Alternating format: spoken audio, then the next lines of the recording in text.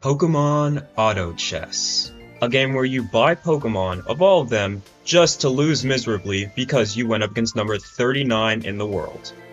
Now this game has everything you could be asking for. A lot of Pokemon, endless types and synergies that you could be learning because I know that's the type of person you are. And finally, dare I say, luck. Now this game is a strategy game, and it's one of the few games I'd say I'm pretty good at.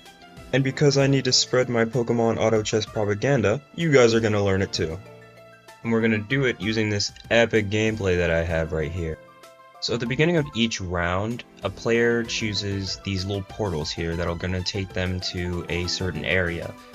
And I'm going to go for the water type portal here because I have two water types already in deck, and I'm planning to run a water type, but honestly it could go either way. Alright, now money.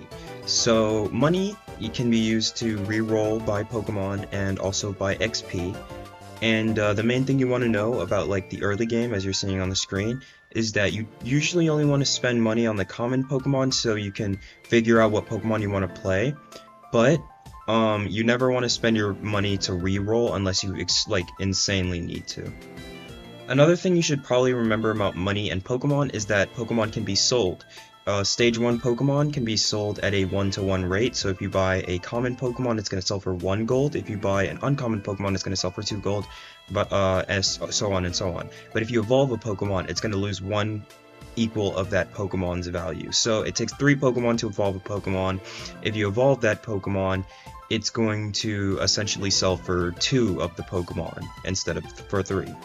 Last little bit of the boring part with money is that for every 10 gold that you get, you're going to get an extra gold after every round. So if you have 10 gold, you're going to get 1 extra gold. If you have 20 gold, you're going to have 2 extra gold at the end of the round.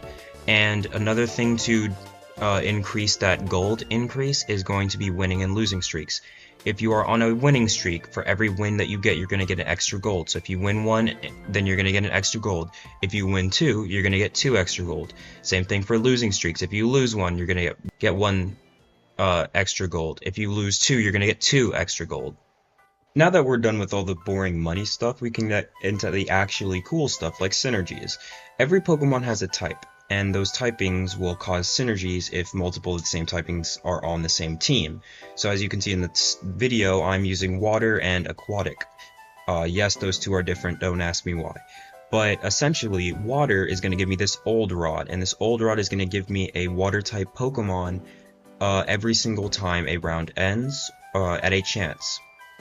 And what Aquatic is going to do is it's going to summon a wave that is going to absolutely decimate the enemy team's formation whenever it happens.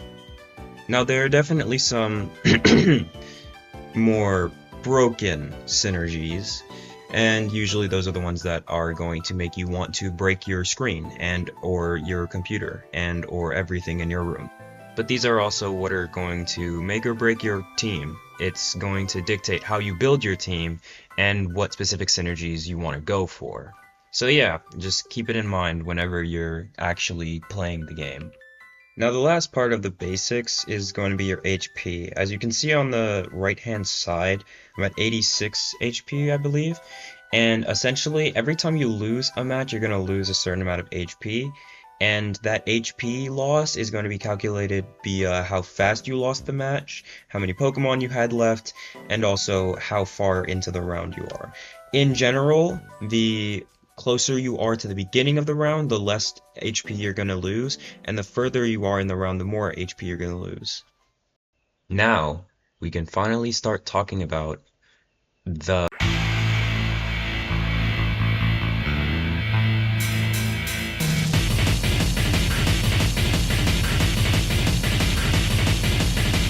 So yeah, that's the front line. Essentially their whole job is to make sure that the back line stays safe and that the enemy front line can't get to the back line. A plus side of that is that if they get to the enemy back line, they can pretty much take and destroy the enemy back line. Now there are 2 types of frontliners. There's DPS frontliners and tank frontliners. Tank frontliners usually are just there to absorb hits and make sure that the enemy can't get to the backline, whilst DPS frontliners are literally there to shred down everything. Some examples of these Pokemon would be Wailord as a tanky frontliner and Infernape as a more shred down frontliner. Now, the one thing that all frontliners will have in common is that they all have one range. So if you see that little arrow thing, the blue thing that I'm hovering over, it has a number next to it. That's their range. Usually frontliners only have one range. That's the reason why they have more HP or more damage, because they don't have that much range compared to backliners. Now, even though they don't do as much damage as backliners, they are as, if not more important than a backliner unit. Simply because a good backline does nothing in the face of a better frontline. So that means that a lot of situations can come down to who has the better frontline. Now, another thing I've been neglecting is talking about items, because items get really complicated really fast unless you know what you're doing. But in general, frontline items, the most common that you'll see are ones that'll give you more HP or more damage. So the most common one, or like the one that you're going to see the most, is going to be the Muscle Band, because what it does is it gives you more damage and more tankiness the more you get hit, which is perfect for something like a tanky or frontline. Now, another item that you're going to see a lot is going to be the green orb, and what that does is essentially everybody in your row or like adjacent to you is going to get heals, so that's really good for tanky ones as well. But in general, the tanky items also work really well with the more DPS heavy ones. However, the DPS heavy ones would like more DPS heavy items, obviously. So things like the Wise Glass, the glasses, I think it is, you'll see. That is insane for more DPS focused Pokemon, because they allow for higher attack speeds. Now that we're done with the front line, we can move on to the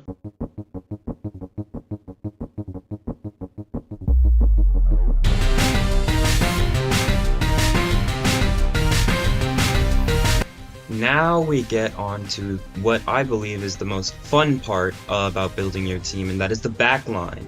The backline is going to be your main damage pumpers. These guys do, like, on average, the most damage in the game. Now, the only thing about backline is that they're also the most complicated role in the game, as certain backline Pokemon have weirder abilities than normal. For example, one of the most basic backline Pokemon you'll ever see is going to be Ampharos. Literally just deals straight special damage on its ability and has really good range. But we have something like Latios, who has a special ability with his special attack, and honestly, it's really just a lot more complicated compared to the simplicity of the frontline Pokemon. Even though they aren't as simple, they are definitely game-changing. Something like Primarina. The ability on Primarina is really good, and I was able to use it to get a win a couple games ago. And I believe it's the most fun thing to build because of how flexible everything is on the team when you do eventually start getting your backline units. Because some backline units are much more support heavy, while other ones are much more stacking heavy and just want to survive for the longest amount of time so they can do more damage, whilst others are just about one big attack and hoping that it blows up everything in the pass. But in general, the whole point of these mons are to not die, stack up damage, and make sure that everything else explodes.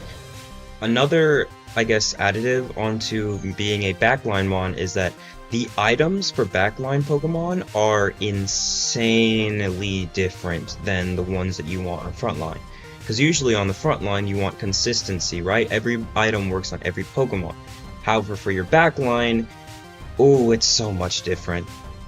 Some things like the Pokénomicon, the Soul Dew, you want stuff like the Choice Scarf, the Upgrade, the Blue Orb. There's so much that goes into making one of these Pokemons and giving them their items.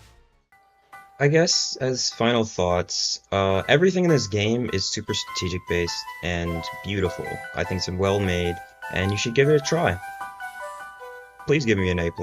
I really want it. Please. I lost the game you guys are watching, by the way.